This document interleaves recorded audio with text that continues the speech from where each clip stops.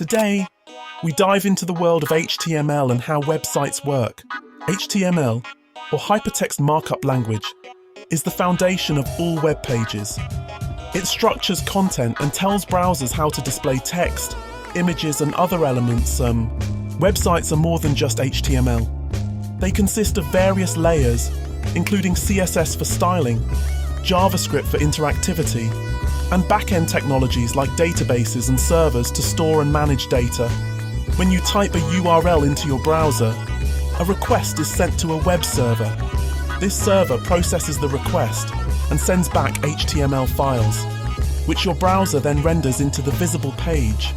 This intricate dance of technologies allows you to explore the vast expanse of the internet so effortlessly. Stay tuned to learn more.